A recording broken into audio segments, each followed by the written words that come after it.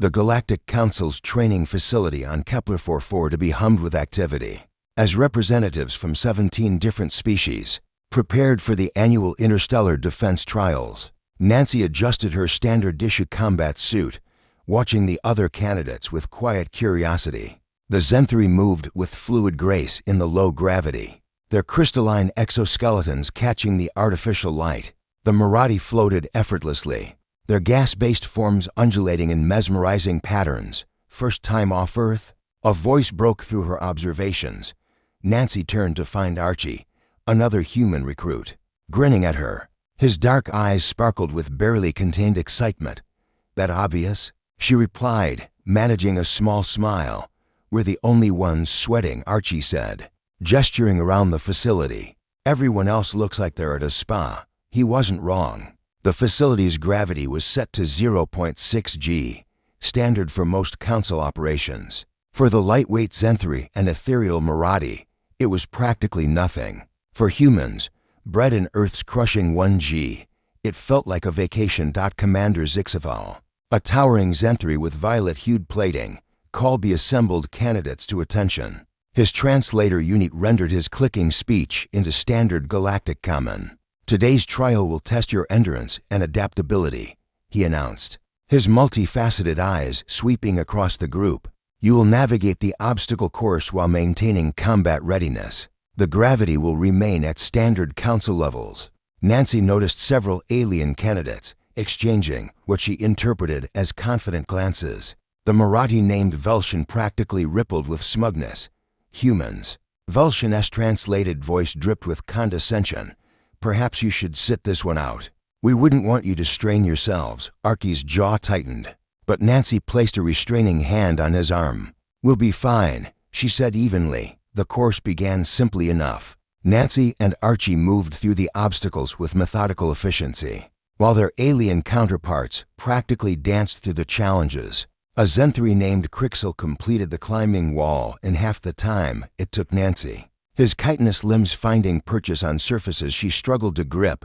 "Pathetic." She heard one of the Marathi mutter as she hauled herself over a barrier by the halfway point.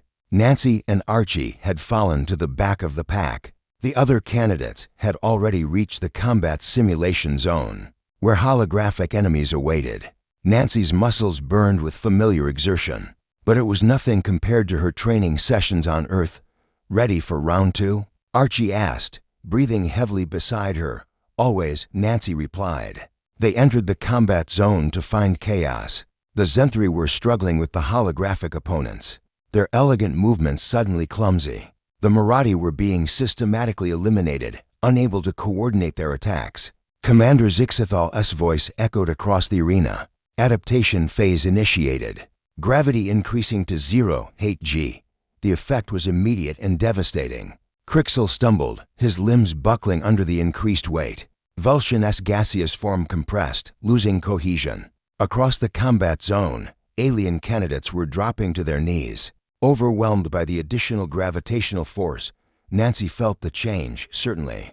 Her suit felt heavier, her movements slightly more labored. But this was still less than Earth's gravity. Beside her, Archie cracked his knuckles, a predatory grin spreading across his face.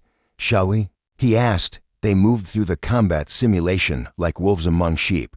Nancy's punches, trained under Earth's gravity, struck with devastating force. Her kicks sent holographic enemies flying. Archie fought with brutal efficiency, his Earth-conditioned muscles adapting instantly to the heavier load around them. The other candidates watched in stunned disbelief. Those who could still stand stared as the two humans, who had struggled through the basic obstacles, now dominated the combat zone. "Impossible," Velshin wheezed, his form barely maintaining cohesion. "How are they? Still standing?" Commander Zixathal observed from his elevated platform, his expression unreadable. He activated his communicator, increased to 0.9 g. The alien candidates, who had managed to stay upright, now collapsed entirely. Crixel lay flat on the ground, his exoskeleton creaking under the pressure. The Marathi had completely lost their forms, reduced to puddles of compressed gas. Nancy and Archie continued fighting. Sweat poured down their faces, their breathing heavy but controlled. They moved with the practiced ease of beings who had spent their entire lives in a gravity well that would crush most galactic council species. This is insane, Archie panted between strikes. They really can't handle this? Earth isn't called the death world for nothing, Nancy replied, ducking under a holographic attack. Commander Zixithal watched the two humans with what might have been admiration or horror. It was hard to tell with Zenthri expressions. He reached for his gravity controls one final time. 1G, he announced. The weight of Earth's gravity settled over the training facility. Nancy felt it like coming home, like shrugging on a familiar coat. Archie straightened up, his movements suddenly smoother, more natural. Around them, the alien candidates were completely incapacitated. Their bodies pressed flat against the floor by a gravitational force they had no hope of overcoming. The combat simulation ended. Nancy and Archie stood alone in the center of the arena, surrounded by the prone forms of candidates who had, minutes before, considered them weak and inferior. Velshin's compressed voice emerged from his collapsed form. "What are you?" Archie looked at Nancy, then down at the Marathi. "We're humans," he said simply. "We come from a planet that's been trying to kill us since we learned to walk upright. Gravity is just the beginning." Commander Zixithal descended from his platform, moving carefully in the crushing Earth normal gravity. Each step seemed to require enormous effort. When he finally reached Nancy and Archie, his translator unit conveyed a tone of grudging respect.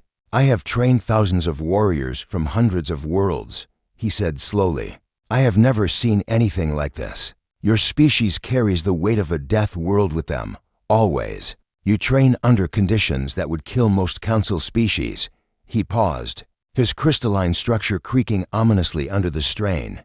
"Welcome to the Galactic Defense Force," he continued. "You have shown us why humanity, despite being newcomers to the council, will be invaluable in the wars to come. You don't just survive in harsh conditions, you thrive in them." Nancy and Archie exchanged glances, grinning. Around them, medical teams were rushing in to assist the collapsed candidates, carefully reducing the gravity back to council. Standard dot as they helped carry the other candidates to the medical bay, moving easily under their heavy load while the medical drones struggled. Nancy reflected on the day's lesson. In the vast, diverse galaxy, humans weren't the fastest, the strongest, or the smartest species, but they were the ones who had evolved on a planet that fought them every single day. They were the ones who had learned to stand tall under the crushing weight that would break almost anyone else. And that, Nancy thought as she watched Archie effortlessly carry 3 Zenthri at once, made all the difference. The other species would learn what humanity already knew. You don't conquer a death world without becoming something formidable in the process.